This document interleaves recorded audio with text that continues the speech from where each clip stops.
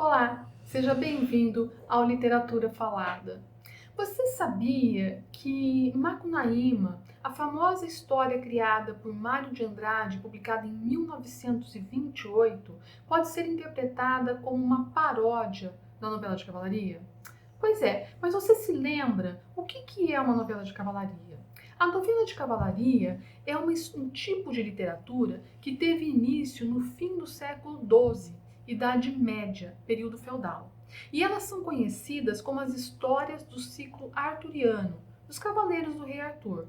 E elas narram as aventuras dos cavaleiros em suas viagens cheias de peripécias e dinamismo. Foi uma literatura muito lida, copiada e admirada por cerca de 3 séculos. E até hoje elas despertam muita curiosidade e interesse.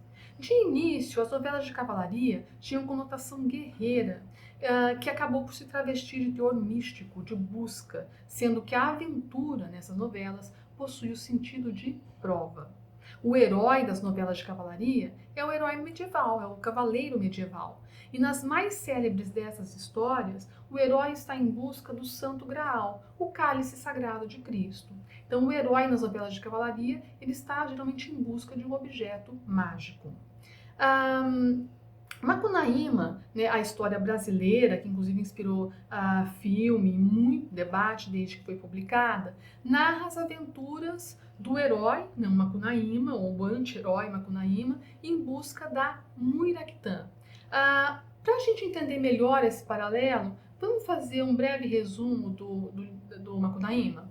Então vamos lá. Macunaíma, chamado pelo narrador de herói da nossa gente, nasceu em uma tribo indígena amazônica às margens do rio Uraricoera.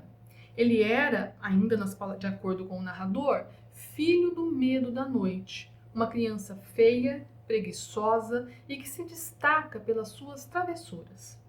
Após o falecimento da mãe, Macunaíma decide ir embora da tribo para a cidade. E ele vai junto com os seus irmãos, Maanap e Jiguê. E no percurso, ele conhece a índia Si, chamada de Mãe do Mato, por quem ele se apaixona. Com a Si, ele tem um filho, mas esse filho acaba morrendo. Desgostosa com o falecimento do filho, a índia Si acaba por subir aos céus e virar uma estrela. Antes de partir, no entanto, ela deixa a Macunaíma um amuleto, a Pedra Muiractã, uma pedra verde em formato de lagarto.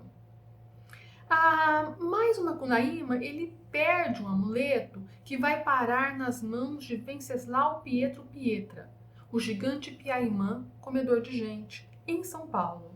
Aí o Macunaíma parte para a cidade de São Paulo com o objetivo de reaver o seu amuleto. E junto com os irmãos, ele vai viver muitas aventuras na expedição para recuperar a Muraquitã, que ele consegue recuperar, mas no finzinho da narrativa ele perde de novo e fica implícito de que dessa vez ele a perdeu para sempre. A história que a gente lê em Macunaíma, a semelhança da novela de cavalaria, é dinâmica, cheia de andanças, de busca, repleta de tentações, doenças, miragens, acontecimentos miraculosos, enfim. Ela tem esse paralelo que é bastante evidente. Mas, ao mesmo tempo, esse paralelo entre as histórias ilustra o contraste entre a versão composta no Brasil, no Novo Mundo, na América descoberta e colonizada pelo europeu, e a versão europeia. E esse contraste ele é ainda maior quando a gente se atém às características dos heróis, né, do herói da novela de cavalaria e da história do Mário de Andrade. O herói da novela de cavalaria, só para ilustrar, é aquele que inspira o herói clássico, sabe aquele que é fiel, honesto, leal. E é esse herói que seria bastante parodiado, ironizado ao longo dos últimos séculos, a começar pelo Dom Quixote. E é esse paralelo, e é esse herói que a gente, por exemplo, pode identificar nas comédias românticas que eventualmente a gente vê no cinema. É esse herói que inspira aquele herói da novela, de televisão, eventualmente de seriados, né? Séries, e aquele herói que é fiel à sua amada, desapegado de dinheiro, ele é corajoso, leal, enfim. Esse herói, ele tem as suas raízes no herói de cavalaria da Idade Média. O paralelo entre Macunaíma e o herói de cavalaria é sugerido para gente logo nas primeiras páginas da história, quando Macunaíma, que era filho do Medo da Noite, uma criança feia, como eu disse, se transforma em um príncipe lindo. O texto, portanto, sugere que nos lembremos dos contos de fada europeus de metamorfose, como, por exemplo, A Bela e a Fera, ou mesmo naquela ideia do sapo que vira príncipe, enfim, de todo um contexto que remonta a essas histórias com príncipes encantados. Para até deixar esse paralelo bem claro, eu vou colocar aqui para vocês as características mais tradicionais do herói de cavalaria e depois a gente vai contrapor com as do Macunaíma. O herói de cavalaria é nobre. Ele geralmente está no ápice da hierarquia aristocrática. O herói de cavalaria é corajoso, não costuma evitar nenhum tipo de perigo, é verdadeiro, leal aos seus companheiros, ao seu senhor, aos seus ideais, justo e desapegado. O herói de cavalaria defende os mais fracos, não busca riqueza pessoal e ele é gentil e fiel à sua amada. O Macunaíma, por sua vez, é uma espécie de carnavalização do nobre. Ele nasceu índio no Uraricoera, mas a partir da aventura que ele tem com si, ele é apresentado para a gente como o imperador do Mato Virgem. Ele não é corajoso, pelo contrário, ele é medroso, dorme de roupa em São Paulo com medo da garoa da cidade, e ele é preguiçoso. Esse é um traço são traços que a gente vê ao longo de toda a narrativa.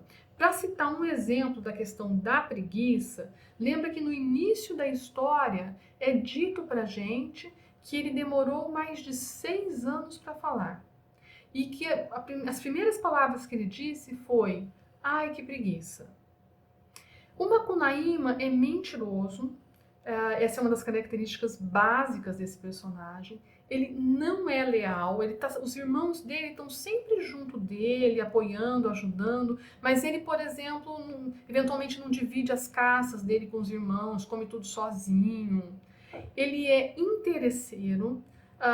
Um exemplo, ainda no começo do livro, é dito que ele que ele não gostava de falar, que ele gostava de ficar deitado o dia inteiro.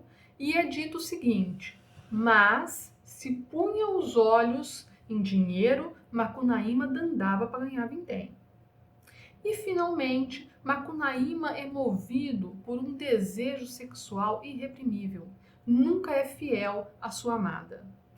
A gente vê assim, mais uma vez, de que ele é uma espécie de avesso do herói de cavalaria, uma metamorfose do mito medieval europeu.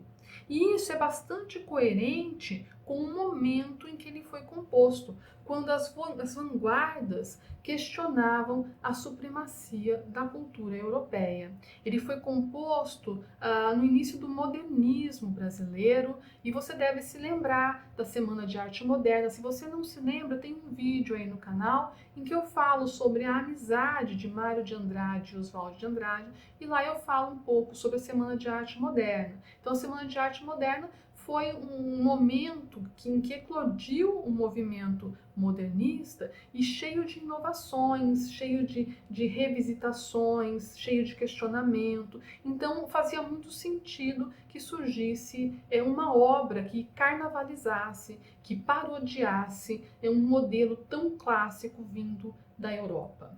Se você tem interesse em ler mais sobre isso, eu deixo aí a indicação do livro da Gilda de Mello e Souza, O Tupi e o Alaúde, que você está vendo aí na tela, e nele ela faz uma interpretação sobre Macunaíma, e é lá onde ela fala essas questões que eu rapidamente explanei para vocês. Então é um livro bem interessante, curtinho, deve ter umas 100 páginas e você vai encontrar em qualquer sebo virtual. É isso aí, eu vou deixar a bibliografia do livro na descrição do vídeo para aqueles que estiverem interessados em buscar mais informações sobre o que for dito, puderem buscar isso com facilidade. É isso aí, muito obrigada e até o nosso próximo encontro.